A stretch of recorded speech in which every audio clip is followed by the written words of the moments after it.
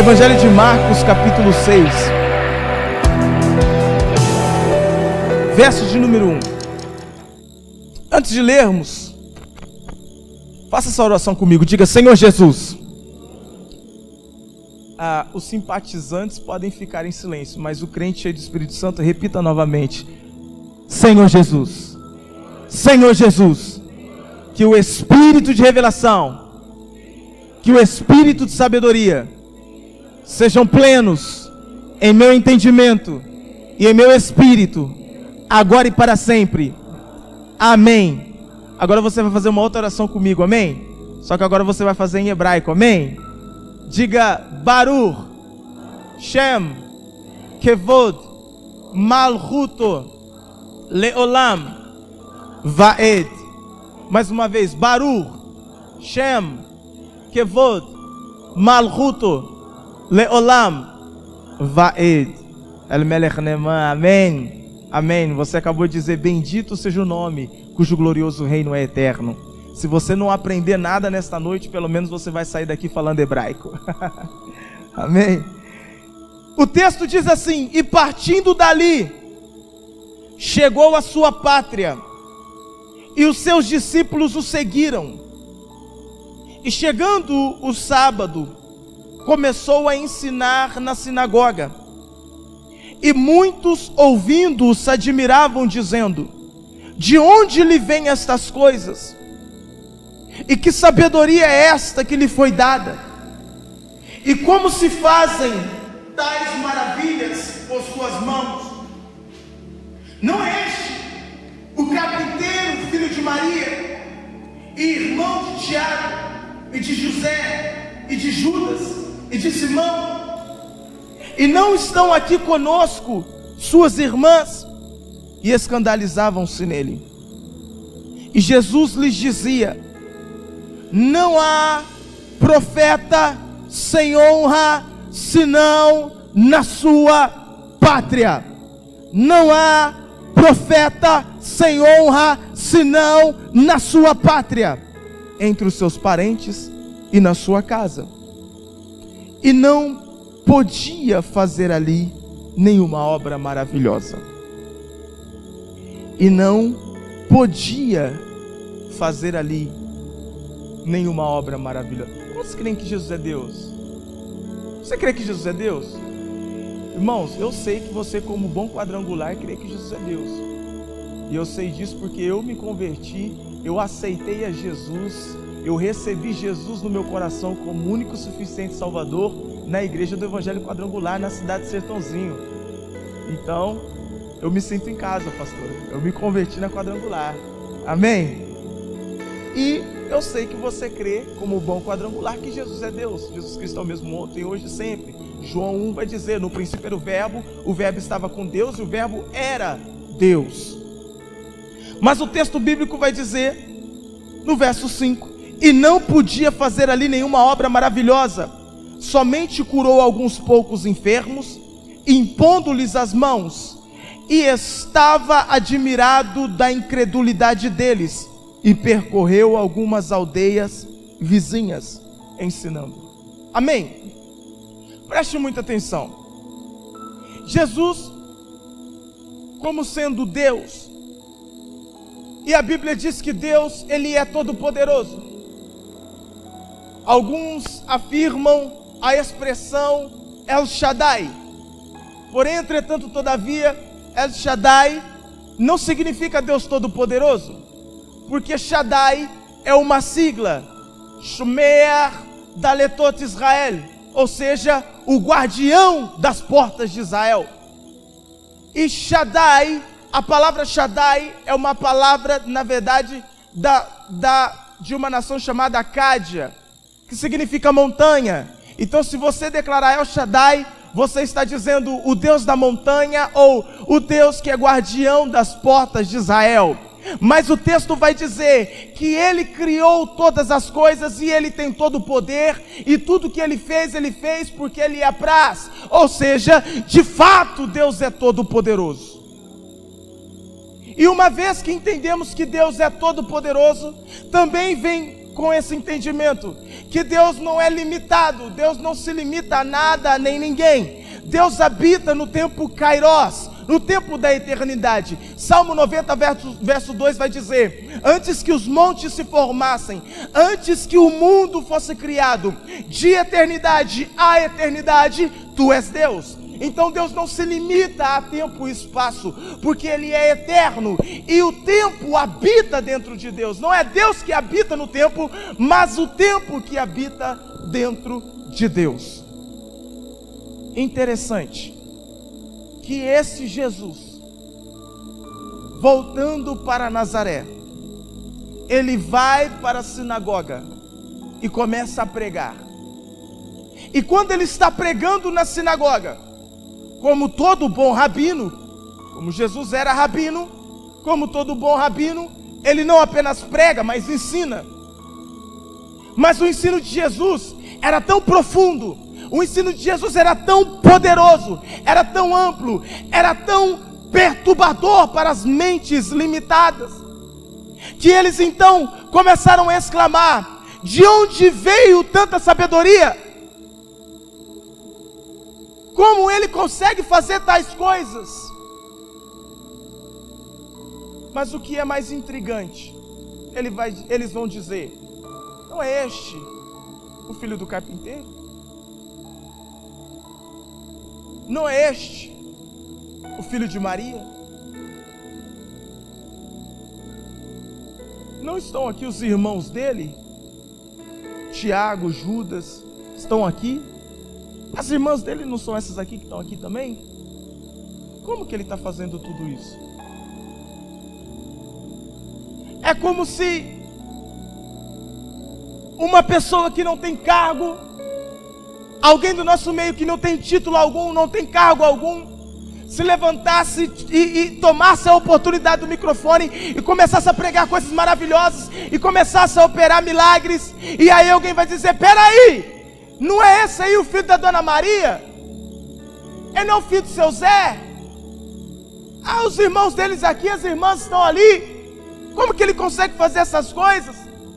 E Jesus, conhecendo o pensamento deles, Jesus vai dizer: não há profeta sem honra, a não ser na sua pátria. Mas a expressão, a frase, a sentença é: não há profeta sem honra. Então, biblicamente falando, não pode existir profeta na terra que não tenha honra. Mas existe um lugar em particular em que os profetas são desonrados. Onde? Na sua própria casa, na sua própria pátria, no meio dos seus.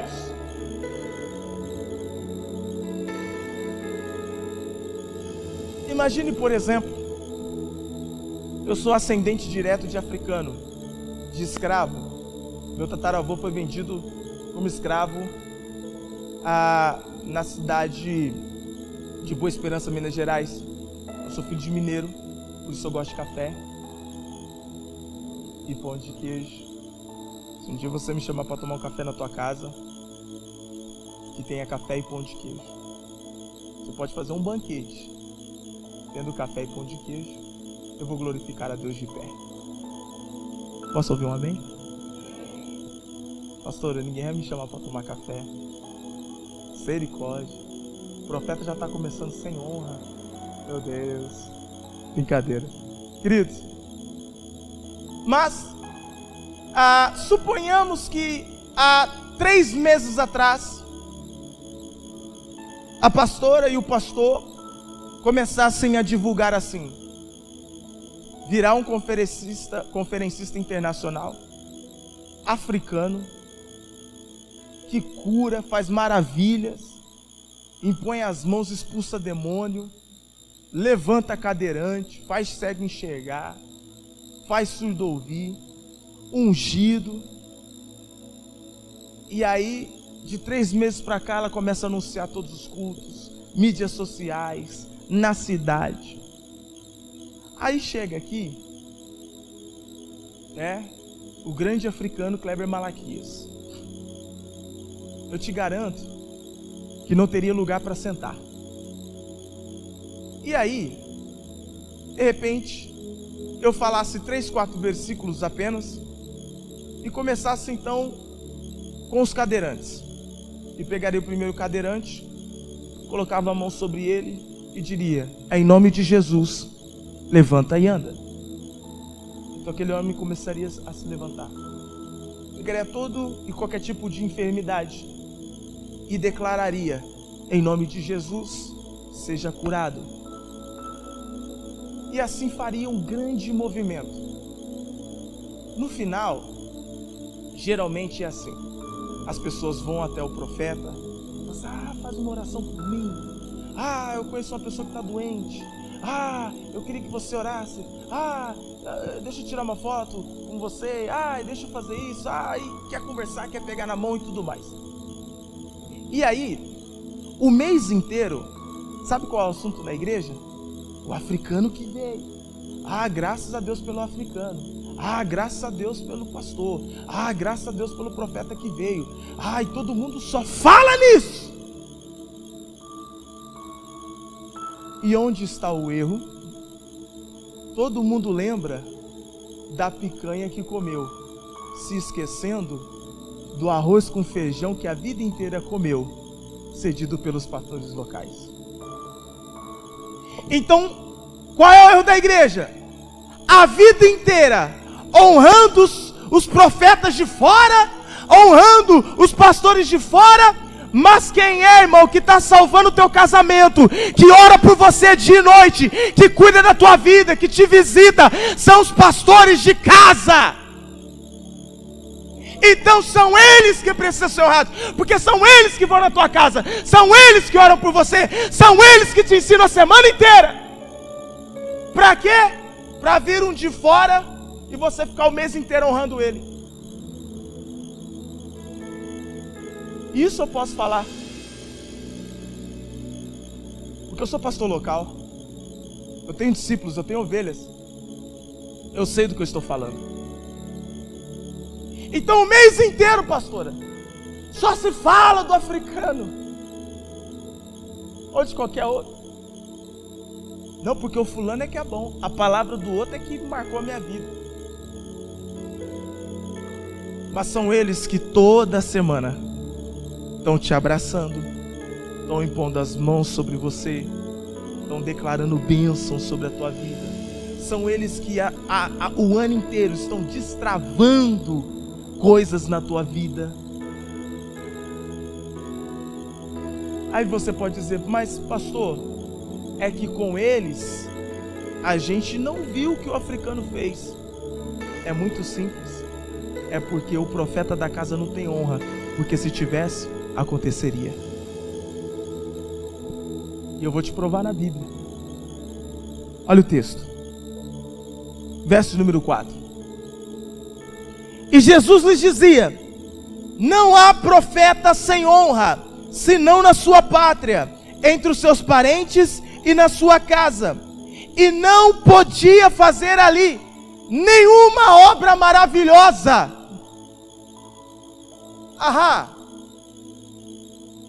E não podia fazer ali nenhuma obra maravilhosa, nenhum milagre. Não podia fazer ali nenhum milagre, a não ser curar alguns poucos enfermos. Espera aí, Jesus não é Deus? Sim ou não? Mas o texto está dizendo que Deus não pôde fazer nenhum milagre.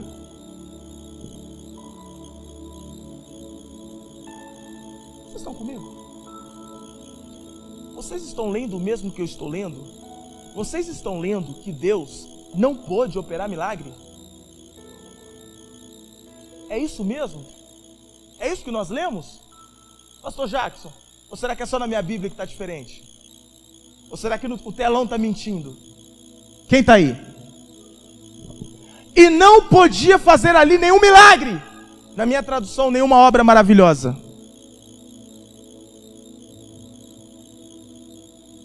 Sabe o que o texto está nos dizendo? Está nos ensinando, pastor?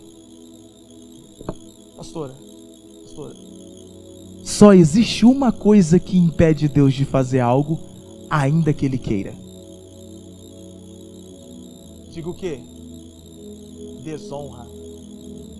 A desonra fecha o céu sobre nós. Mas o inverso é verdadeiro. A honra, ela abre os céus sobre nós. A desonra, ela fecha os céus sobre nós. Mas a honra, ela abre os céus. Por exemplo, a equipe de música estava louvando, adorando a Deus, cantando, e eu fiquei prestando atenção. Como teólogo e pesquisador, eu estudo todos os aspectos de culto. E de fato, pastora, o seminário hoje é muito pertinente. Porque se fosse uma equipe de louvor famosa, ou alguém de renome, ou qualquer outro tipo de equipe, seria notório o júbilo de vocês totalmente diferente com o júbilo que vocês oferecem com os da casa. Já repararam que quando vem uma equipe de fora, quando vem gente de fora, vocês jubilam mais, vocês fazem mais, vocês expressam mais, porque é o de fora? E aí você vive dizendo, a outra equipe que é boa, a outra equipe que tinha um som. Não, a equipe sempre teve um som, é que você se acostumou com ela.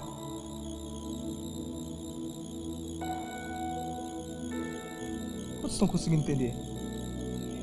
Porque se você souber o que é honra, de fato hoje nós vamos estudar. Irmãos, eu só estou na introdução. Se você entender de fato, irmãos, cada culto vai ser um contato com o céu na terra. Eu garanto isso a você. Cada reunião, cada culto de oração, culto de campanha, culto da família, culto de celebração, cada culto será um contato com o céu na terra. Porque vai depender da disposição de coração que você vem. Se tiver honra, você tem a chave para abrir os céus.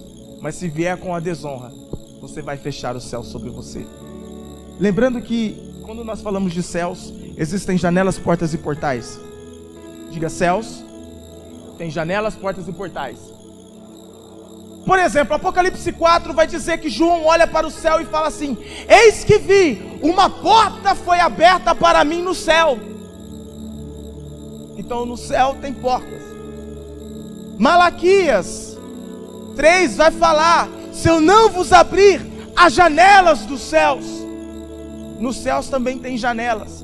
Mas também Salmo 24 vai dizer: levantai, ó portas, as vossas cabeças, levantai, ó portais eternos, para que entre o Rei da Glória.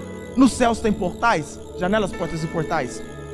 Mas cada porta, cada janela, cada portal requer uma chave para abrir. Mas a honra, ela pode abrir todas elas no mesmo tempo. E a única coisa que impede Jesus de operar a obra maravilhosa na igreja é a desonra. Mas quando tem honra, Deus opera muito além do que nós vamos pedir, pensar, imaginar. Querido, eu não sei se você vai entender, mas os milagres já começam a ocorrer já na hora da música, na hora do louvor.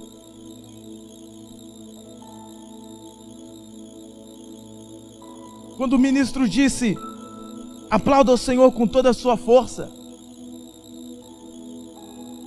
Irmão, se aquilo foi toda a sua força, eu preciso orar por você, porque você deve estar morrendo.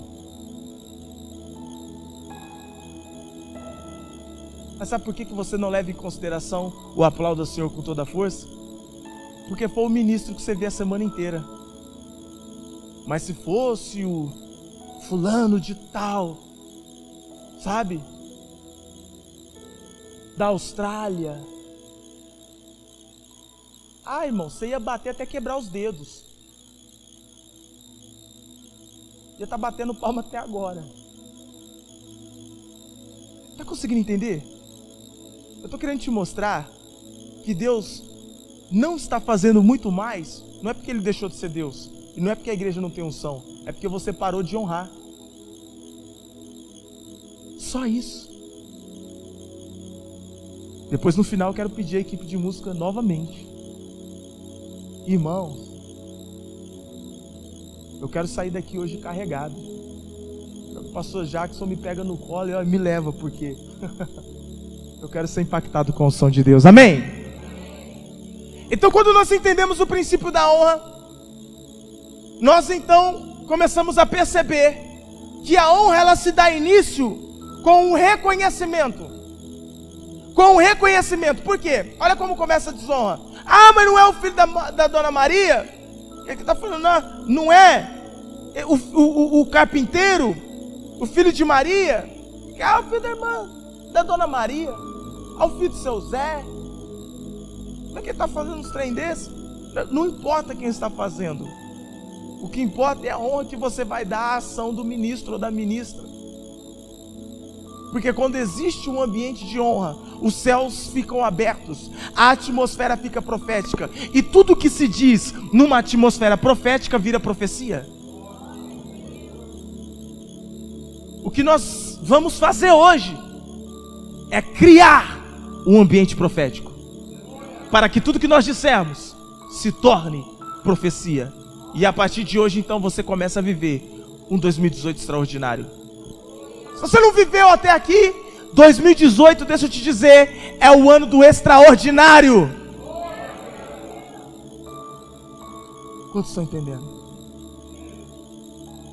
A honra, ela dá início com o reconhecimento. Ela dá início com o reconhecimento. Qual o reconhecimento que você tem dado para o teu pastor?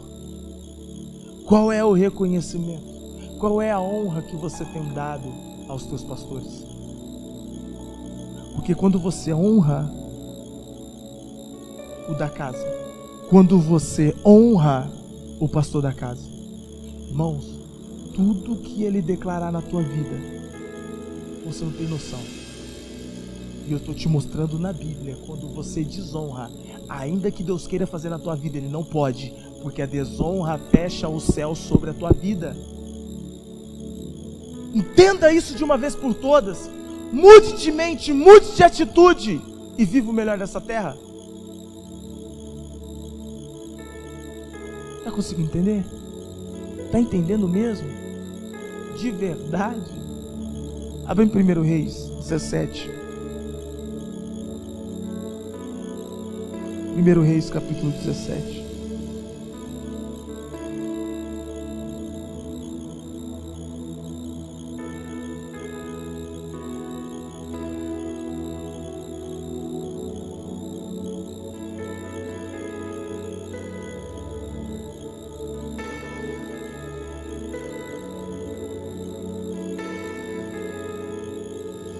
Verso número 1.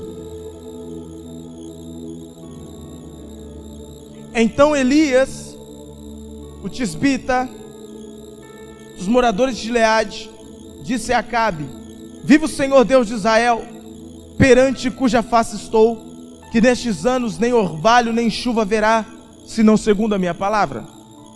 Depois veio a ele a palavra do Senhor, dizendo: retira-te daqui e vai para o oriente, e esconde-te junto ao ribeiro de Quiriate, que está diante do Jordão.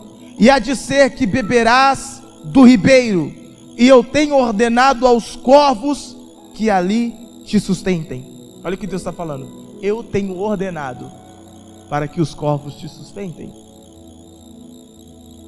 Foi, pois, e fez conforme a palavra do Senhor, porque foi e habitou junto ao ribeiro de Querite, que está diante do Jordão. E os corvos que lhes traziam pão e carne pela manhã, como também pão e carne à tarde, e bebia do ribeiro. Sucedeu que, passado dias, o ribeiro se secou, porque não tinha havido chuva na terra.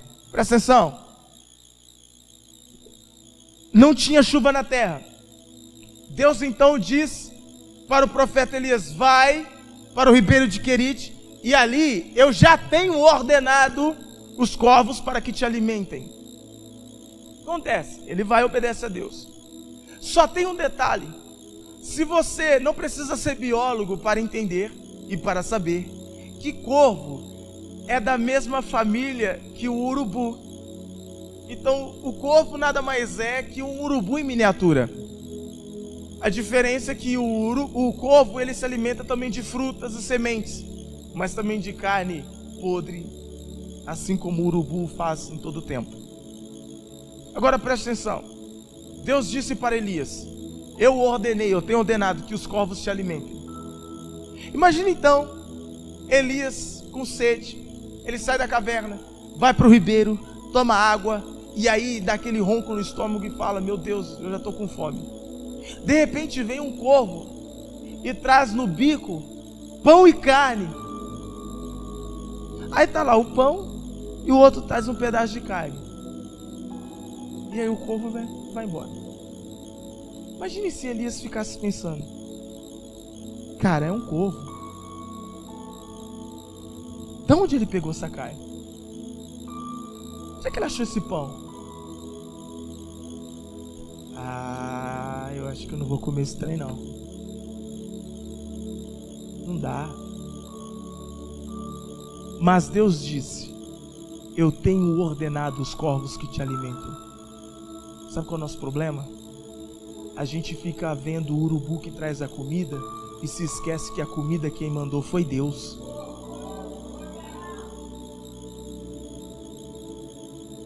Porque quando você se converteu, os pastores eram gaviões para você, mas a convivência começou a ter desonra e você começou a tratá-los como urubus. E você nunca prestou atenção que o pão que eles estavam dando, a carne que eles estavam dando, foi Deus quem mandou. É a mesma coisa agora. Se você ficar olhando o urubu aqui, você não vai se alimentar da carne que Deus está mandando. Os irmãos estão entendendo? Diga amém. Mas existe um grande problema no nosso meio que se chama convivência. Diga convivência. Diga convivência. Vou te dizer, a convivência é a pior inimiga da honra. A convivência é a pior inimiga da honra. Quando você chegou, você tratava com muita honra os pastores, mas passou a conviver,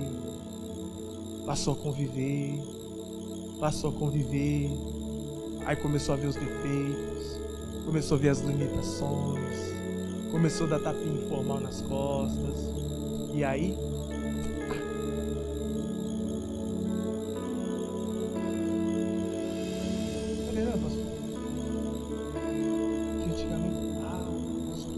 pastora. É o tempo, a convivência. Aí quando a senhora diz: Deus vai fazer, amém, amém, amém. Aí quando é o outro que diz: Deus vai fazer,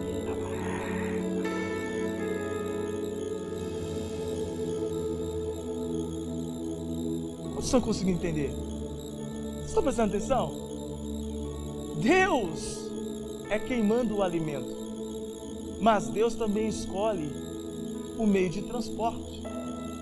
Para você pode ser só um corvo, mas para Deus é o que vai te sustentar para uma vida toda. Continuemos. Verso número 8. Então veio a ele a palavra do Senhor dizendo: levanta-te e vai para Sarepta, que é de Sidom, e habita ali. E eis que eu ordenei ali a uma mulher viúva que te sustente. Ó, quem que vai sustentar ele agora? Uma viúva. Meu Deus. Então ele se levantou e foi para Sarepta.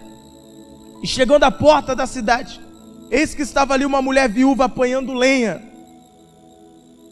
Ela estava fazendo o quê? Apanhando lenha. E ele a chamou e lhe disse: traz-me, peço-te, num vaso um pouco de água para que beba. Indo ela a trazê-la, ele a chamou e lhe disse: traze-me agora um bocado de pão na tua mão. Porém ela disse: vive o Senhor teu Deus, que nem um bolo tenho, senão somente um punhado de farinha numa panela e um pouco de azeite numa botija. E vês aqui, apanhei 2 gravetos e vou prepará-lo para mim e para o meu filho, para que o comamos e morramos.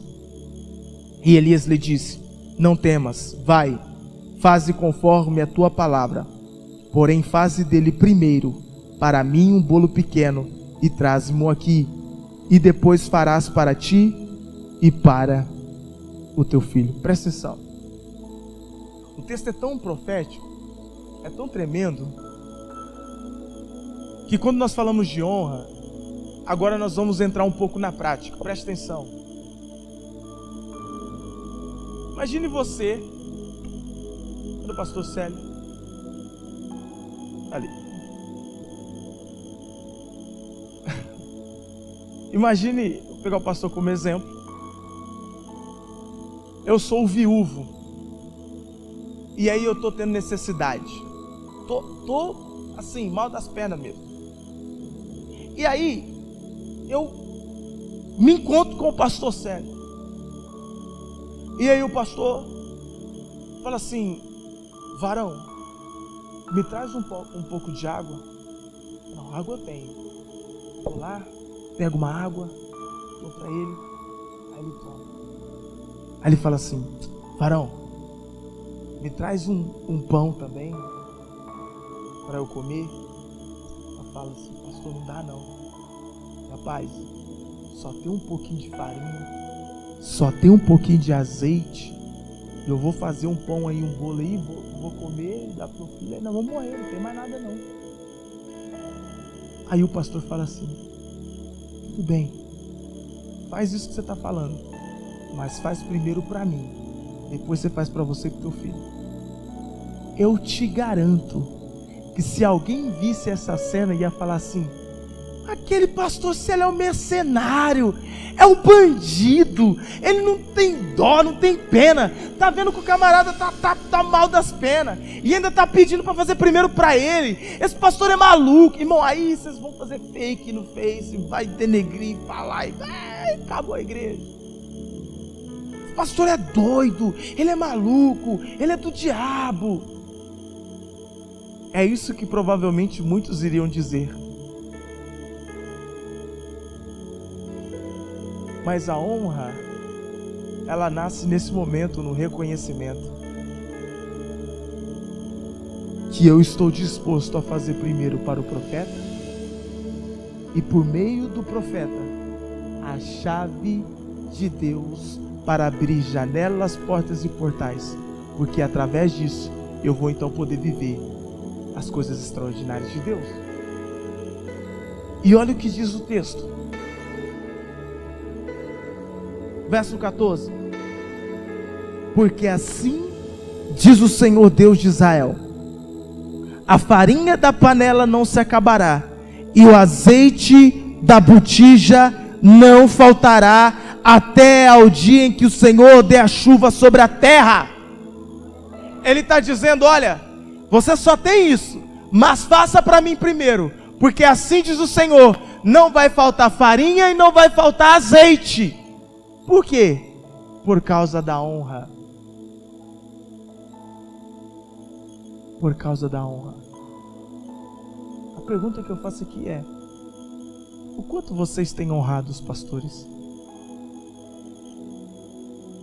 E a honra começa assim, ó. O pastor Célio fala assim: meu Deus, eu estou com uma vontade de comer um pudim. Será que existe alguém aqui que tem um coração de honra tão grande que no mesmo dia iria aparecer com um pudim para ele?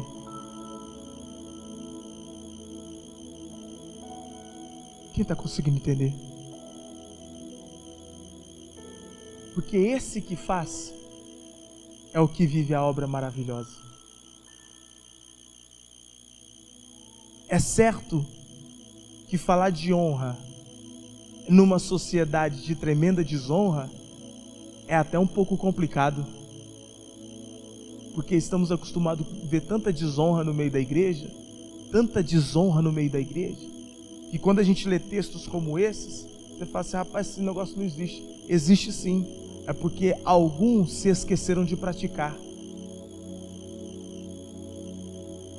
Até que ponto você está disposto a honrar os teus líderes? É muito simples. Até que ponto você está disposto? É até que ponto você quer viver o milagre. Simples assim. Ninguém é obrigado a nada, mas aquele que quer vivenciar uma obra maravilhosa vai ter que operar o milagre, a honra. Porque a honra é o dispositivo que vai abrir janelas, portas e portais.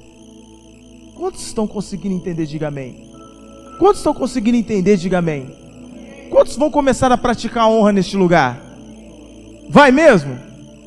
Vai mesmo? Estou sentindo muita convicção de alguns não. Vai conseguir praticar a honra, sim ou não? Deixa eu te dizer. Quando você faz uma oferta na vida do teu pastor, e quando eu digo oferta, eu não estou querendo limitar aqui a dinheiro, ok? Qualquer oferta. Vamos voltar no pudim para você não me interpretar de maneira errada. Ele diz assim: eu estou com vontade de comer pudim. Aí você vai e traz um pudim para ele. No momento que ele estiver comendo o pudim, vai santificar essa oferta. E quando ele come, fala: que pudim maravilhoso. Aí ele fala assim: irmão, Deus te abençoe, Deus te faça prosperar. Bom, nessa hora, prepare-se para viver o melhor de Deus na tua vida. Você fala: pastor, mas eles falam direto, Deus abençoe todo o culto. Mas eles falam na expectativa de que você vai ser abençoado. Mas na desonra, o céu se fecha, por isso você nunca vive. Como estou conseguindo entender? Num ambiente de desonra, você nunca vai conseguir viver o melhor desta terra. Você nunca vai conseguir viver o milagre de Deus aqui neste lugar. O que é necessário é criar um ambiente de honra. O culto da honra, a semana da honra. E quantos irão honrar de fato? Quantos irão de fato tentar descobrir do que a pastora gosta?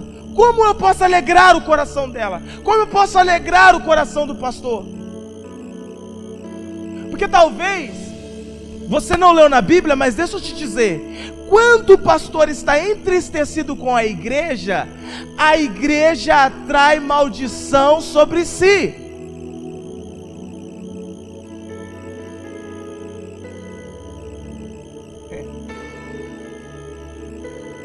Você não leu, né? Vou te dizer. Quando o pastor fala assim: varão, tenho chorado por você nas madrugadas. Eu tenho, clamado com lágrimas por você. Alguém que ouve isso vai falar: o pastor está orando por mim, glória a Deus. Mas quando ele fala dessa maneira, estando triste com você, não é bom para você. Não é bom quando o pastor ora por você, estando triste com você. A Bíblia diz: isso não é útil. Não é útil, não é bom.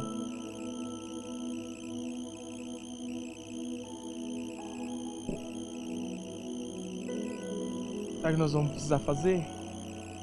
Alegrar o coração dos pastores. Amém?